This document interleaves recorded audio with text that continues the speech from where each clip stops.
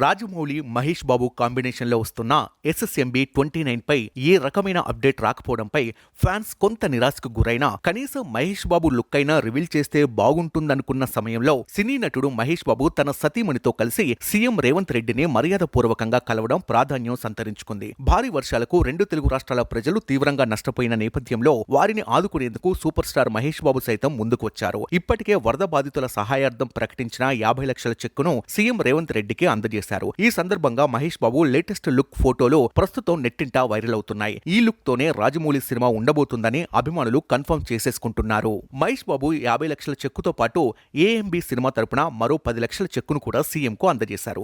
దీంతో ఆయన తెలంగాణ ప్రభుత్వానికి మొత్తం 60 లక్షల సాయం అందజేశారు. మహేష్ బాబుతో పాటు ఆయన సతీమణి నమ్రతా శిరోద్కర్ కూడా ఉన్నారు. ఇప్పటికే ఆయన ఏపీ, తెలంగాణ రాష్ట్రాలకు చెరో 50 లక్షల చొప్పున ప్రకటించడంతో త్వరలో ఏపీ సీఎం చంద్రబాబును కూడా మహేష్ బాబు కలవనున్నారు. ఇదిలా ఉంటే పొడవాటి జుట్టు, గడ్డంతో మహేష్ న్యూ లుక్ అభిమానులను ఆకట్టుకుంటోంది.